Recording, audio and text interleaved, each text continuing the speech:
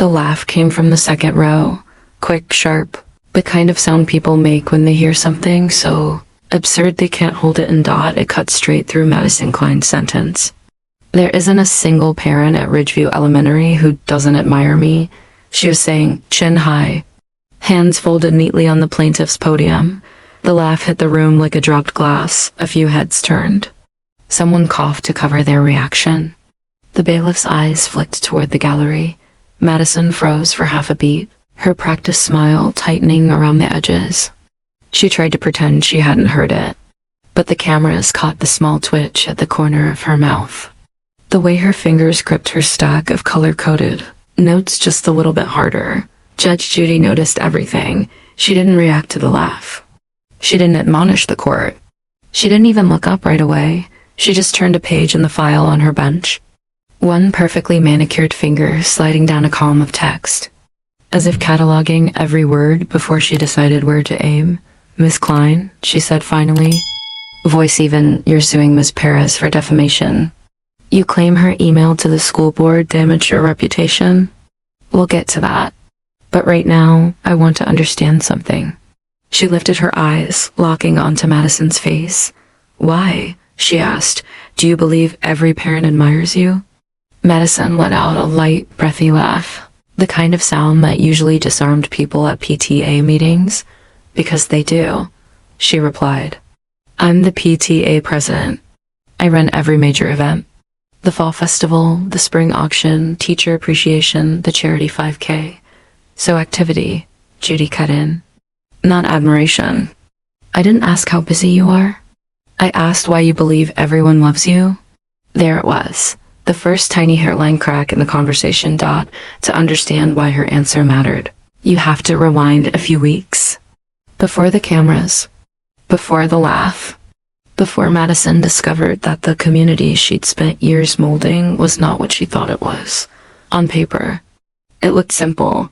Klein v. Perez, plaintiff, Madison Klein, 36, part-time interior decorator, full-time PTA president, defendant, Dana Perez, 33, single mom, night shift respiratory therapist. The claim, $5,000.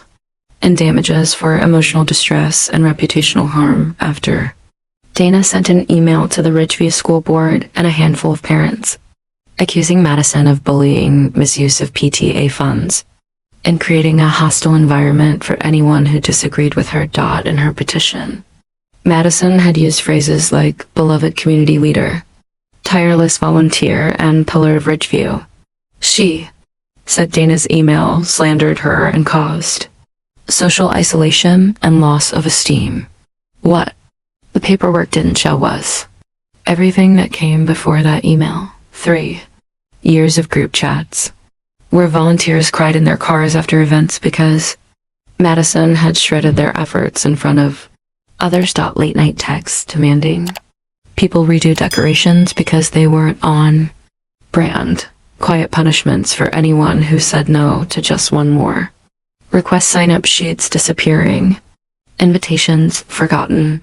Kids left off playdate lists. Dana had stayed quiet first.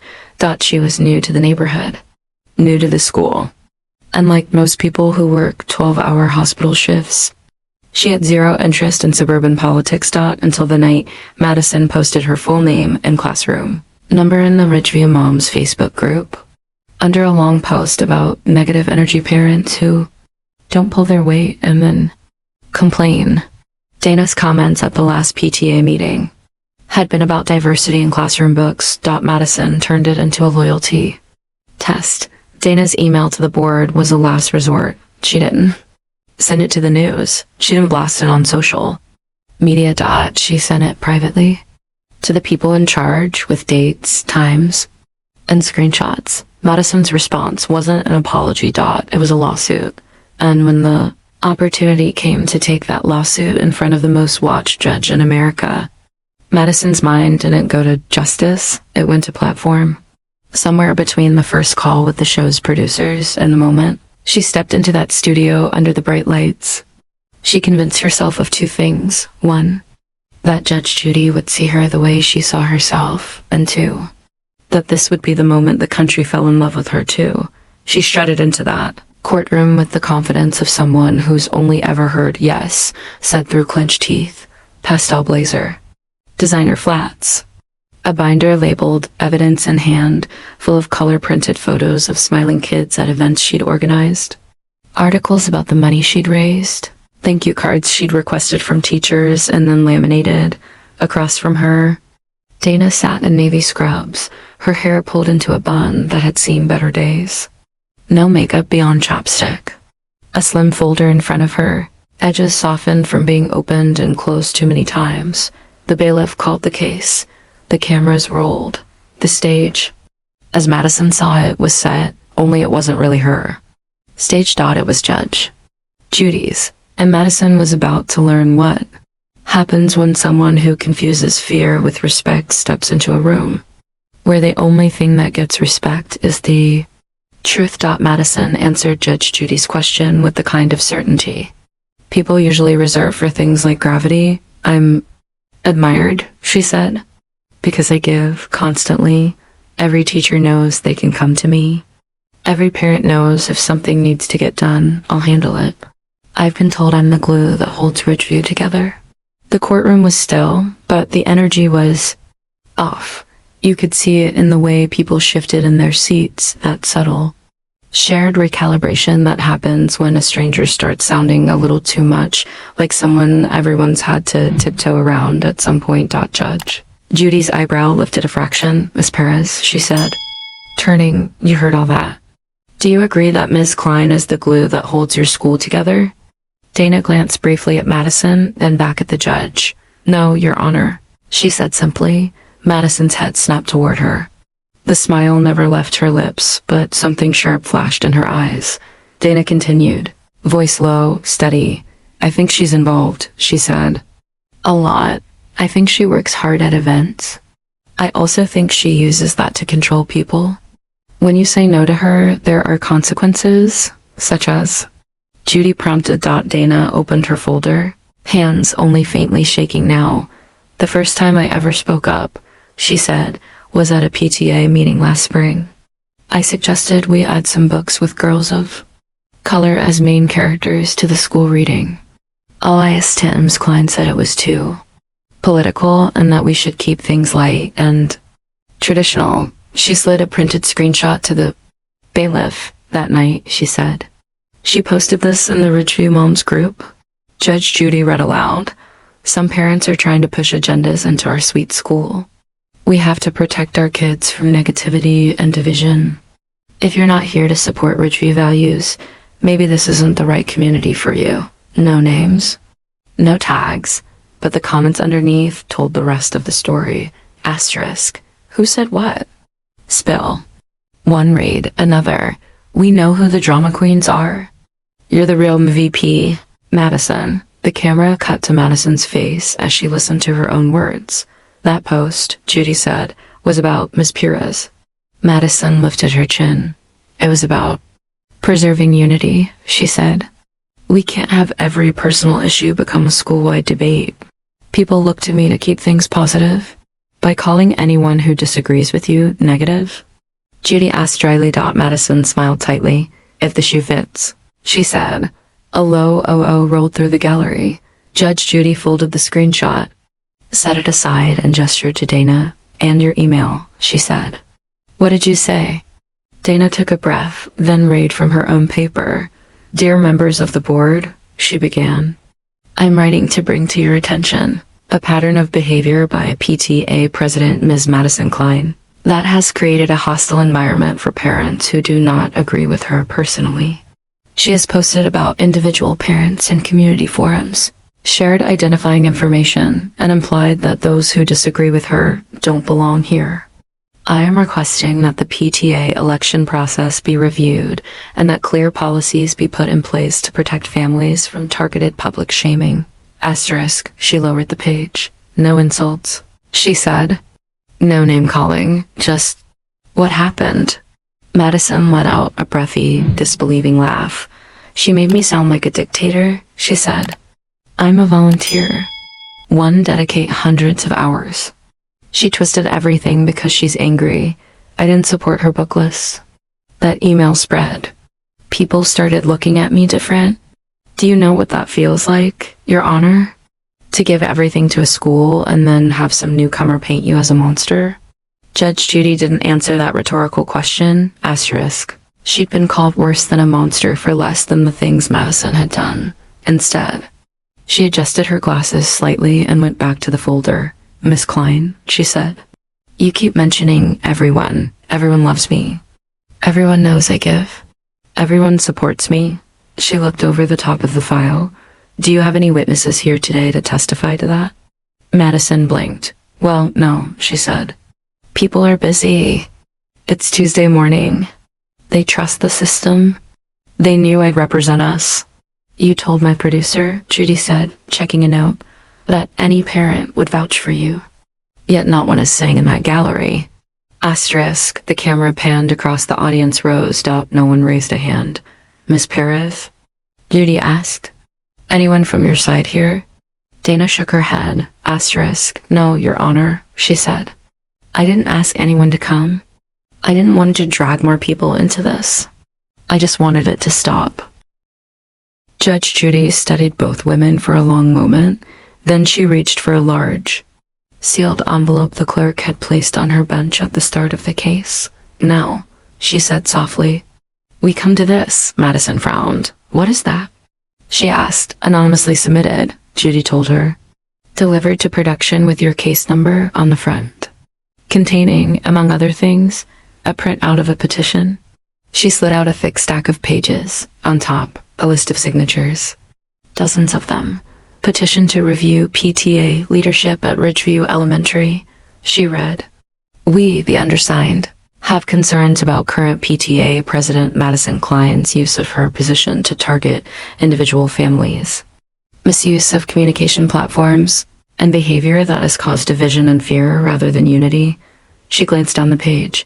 I count 43 names on this first sheet, she said. There are 3 more. The air left the room. Those are fake, Madison said immediately. Anyone can type names. That means nothing. People sign things without reading. This is a witch hunt. The bailiff carried the stack to her table. She scanned the names. She recognized every single one. Parents she'd worked with. Parents she'd scolded. Parents she'd once proudly called my team. Her face drained of color. They didn't... She stammered. They would have told me. Miss Klein, Judge Judy said quietly. They did. Asterisk, the room had shifted from tense curiosity to something sharper. Recognition.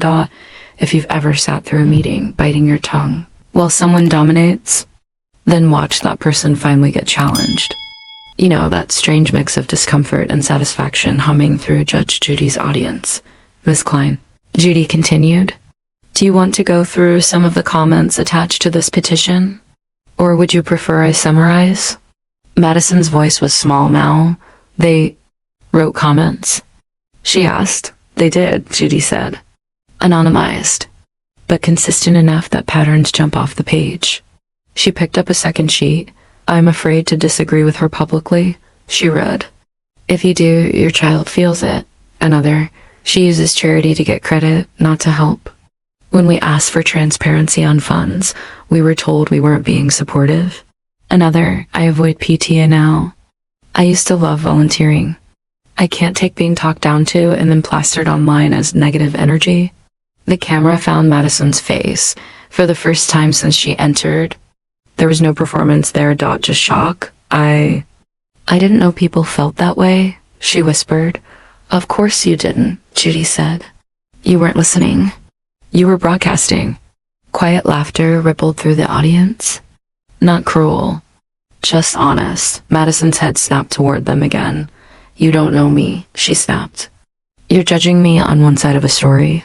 You gave us your side, Judy reminded her. At length. She tapped the petition with one finger. This, she said, is theirs. Dana spoke up softly. I tried, she said, to talk to her before I wrote the email. I asked if we could share the mic more at meetings, include more voices. She told me, if you want to be in charge, run against me. Otherwise, support or stay out of the way. Madison let out a humorless laugh. That's not what I said, she protested. I said leadership requires commitment. People want the perks without the work. Miss Perez, Judy asked, did you ever witness her use these online spaces to dog whistle about specific parents? Yes, Your Honor, Dana replied. She'd post things like, some moms drop their kids and disappear. We see you, or if you're not donating, are you even part of this community? People knew who she was talking about. Did any of your neighbors ever confide in you about being on the receiving end? Judy pressed. Dana hesitated, then nodded. A few, she said. One mom started parking 2 blocks away so Lydia wouldn't see her car and post about it. Another said her kid came home, asking why Mrs. Klein said their house looked trashy on Facebook. Judge Judy turned back to Madison. You have spent the last 40 minutes telling me who you think you are, she said. This envelope tells me who you've actually been to the people around you. Madison's eyes glistened now. They're ungrateful, she said. All the hours I spent, the nights I stayed up gluing centerpieces, the thousands of dollars I got us in sponsorships. None of that matters. They signed some paper and suddenly I'm what? A villain? No, Judy said, voice cooling. Not suddenly, slowly, over time. As a result of your behavior. She let that settle. Tell me something, Miss Klein, she went on. In your own words, not a meme you've posted. What is kindness? Madison blinked. What? She said. Humor me, Judy said. How do you define kindness? Giving, Madison said promptly. Showing up. Being there for people. Organizing food trains when someone's sick. Raising money, decorating, making sure kids have magic. Interesting, Judy said. Do you know what none of those answers included? Madison said nothing. Listening, Judy supplied. Respect, boundaries. The bailiff shifted his weight slightly. A few heads nodded. You stand on a lot of stages, Judy said. Literal and digital. How often have you used that reach to elevate someone else's voice instead of your own? Madison's lower lip quivered. I share other people's pictures, she argued. I tag them. I thank them. Publicly, Judy said. What about privately? When's the last time you apologized to someone without if or but attached? When's the last time you told a volunteer, you decide? I trust your vision? Madison stared at the bench. Her silence answered for her. Miss Perez, Judy said, what did you hope would happen when you sent that email? Dana thought for a moment. Honestly? She said, I hope someone would tell her no. That's it. I didn't want her job. I don't want to be in charge of the bake sale. I just wanted to be able to send my kid to school without worrying what would happen if I raised my hand. Judge Judy nodded once, then she did something Madison never expected. Asterisk. She turned slightly in her chair and addressed the audience. By a show of hands, she said. How many of you have had someone like Miss Klein in your orbit? At work, at school, in your neighborhood. Someone who does a lot and makes everyone around them miserable? Hands shot up. Dozens of them. A ripple of rueful laughter broke out. Madison stared. Aghast. You people don't even know me, she said. Voice shaking. Judy's gaze snapped back to her. They know your type, she said. Which is why they laughed when you said, everyone loves me. There was no boo this time, just the kind of quiet that hurts more. Asterisk. By the time Judy began to pivot toward a ruling, Madison was no longer performing. She was fighting for something more primal than reputation. She was fighting not to fall apart. Miss Klein, Judge Judy said, I'm going to tell you what I see. You can accept it or spend the rest of your life running from it. That's up to you. But you are not leaving this courtroom without hearing it. Madison's throat worked. Her voice, when it came, was barely above a whisper. Okay, she said. You are not evil, Judy began. You're not a criminal. You are not some cartoon Karen the internet loves to roast. You are, in many ways, a hardworking woman who stepped up when others stayed home. For the first time in several minutes, a flicker of hope lit Madison's face. But, Judy continued, not softening the word, you have built your identity so completely around being seen as the good one that you cannot tolerate anything that challenges that picture. And in your desperation to stay the hero of every story, you have hurt people. Tears slid down Madison's cheeks now. She didn't wipe them. You talk about how much you give, Judy said. But all you've talked about is what you gave out. Money, time, decorations. You haven't once, in 45 minutes, acknowledged what you took. She ticked them off on her fingers. You took people's comfort at meetings. You took their ability to disagree without fear. You took their names to Facebook when you were angry.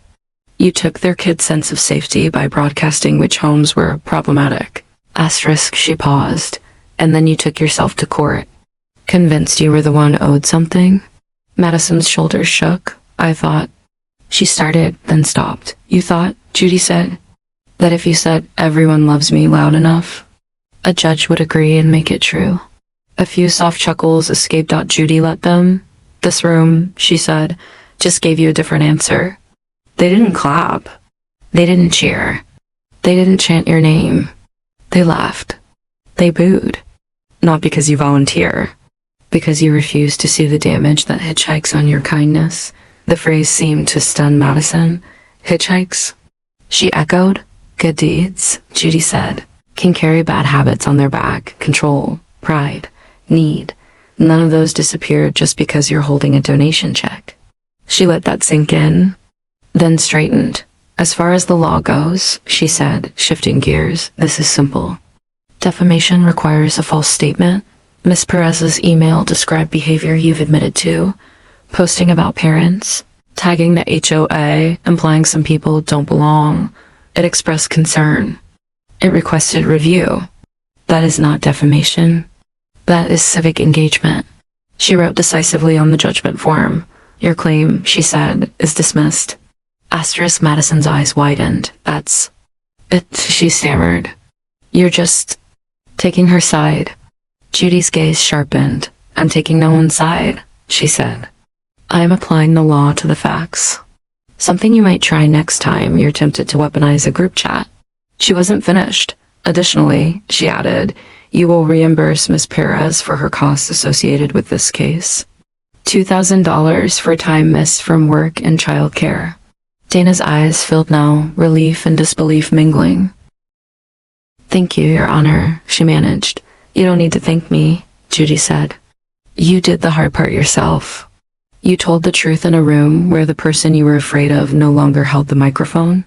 She looked back at Madison one more time. And you, she said, need to understand something if you don't want this episode to be the beginning of the end for you socially. People didn't sign that petition because they hate you. They signed it because they're tired. Madison sniffed. Tired of what? She asked helplessly. Of walking on eggshells, Judy answered. Of watching you call every boundary negativity. Of seeing every act of service turned into a spotlight. She leaned forward. You still have a chance, she said, to turn this around.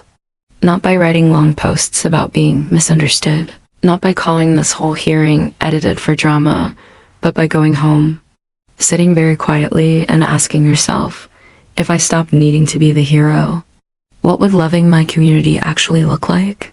The camera caught Madison's face in that moment, a raw mix of defensiveness, hurt, and the faint.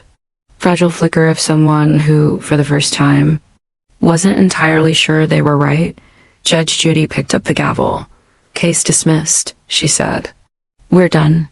The gavel rang out. So did the internet. The clip that went viral wasn't the whole case. It wasn't even Judy's full speech. It was 20 seconds long. Madison, in her pastel blazer, saying, everyone at Ridgeview admires me. Everyone. Quick cut to a wide shot of the audience. The laugh. The boo. Judge Judy's dry. What you're hearing now is the sound of reality catching up. Loop. Replay. Caption. Double quotes. You ever say something out loud and instantly regret it? One viral tweet read over the clip. This is every fake community leader I've ever met. Another said. The official Judge Judy account posted a longer segment, including the petition reveal and the "You're not the victim, you're the warning" line. It hit 1 million views in under a day. Reaction channels broke it down frame by frame. Body language analysts pointed out the exact moment. Madison's confidence turned to panic, a micro pause when she saw the signatures. The way her smile crumbled when no one laughed at her joke. The instant her eyes flicked to the bailiff when the booze started. As if he might somehow rescue her, comments flooded in. This is what happens when your entire personality is being the main character and someone finally changes the channel. She didn't lose a defamation case. She lost the illusion that people liked her as much as she liked herself. At Ridgeview Elementary, the ripple was immediate. The PTA email blast announcing upcoming elections went out less than a week later. For the first time in years, Madison's name wasn't the only one on the ballot for president. Janice wasn't either. It was someone else entirely. Quiet dad who'd volunteered behind the scenes for years. The kind of person who stacked chairs without announcing it online. At the next meeting, attendance doubled. People who'd stopped coming filtered back in, sitting toward the middle instead of hugging the walls. The energy was cautious but lighter. Madison was there too. Not at the front table. In a folding chair off to the side. She didn't take the mic. She didn't wave. She didn't hand out sign-up sheets with people's names already written in. She sat, arms folded, listening. When the vote was called, she lost. She didn't contest it. She went home, where her phone was overflowing with messages, some cruel, most complicated. Parents who'd once smiled tightly at her events now sending paragraphs that started with, "I've been wanting to tell you this for a long time." She didn't reply to most of them. Not yet. Her Meadow Lane Hearts page. Once a stream of curated perfection went quiet for a while. When she finally posted again, it wasn't a sunset shot of the school sign or Monday motivation quote. It was a plain text box. No events. No fundraisers. No cute font. "Hey, Rit, I've watched the clip. I've read the comments." Not just from strangers. From some of you. It's been a lot. I won't pretend I agree with everything that's been said about me. I also can't pretend anymore that I've done no harm. I'm stepping back from leadership for a while. That's not punishment. That's homework. I don't know yet how to be part of this place without being in charge of it. I'm willing to learn. There were no heart emojis lined up under it at first. There were questions, some skepticism, some bitterness. But there was, unmistakably, also something else. A few comments that said, "This is a start." Back in the little production office just outside the courtroom set, someone showed Judge Judy the post. She read it once. No smile. No smugness. Just that same steady gaze. "Think she means it?" A staffer asked. Judy shrugged. "We'll see," she said. The internet loves a redemption arc almost as much as a takedown. Real life is messy, eh? She stacked the next case file on her desk. "Either way," she added, "she heard the truth once. That's more than some people get in a lifetime." She rose, straightened her robe, and headed back toward the bench. Another docket, another story, another person about to learn. One way or another, that in her courtroom, you don't get to declare what you are and make it so. You have to prove it to everyone watching. The lesson from Madison's case was simple and sharp. If you have to keep shouting, "Everyone loves me," at the top of your lungs, it might be time to ask why it's so quiet when you stop talking.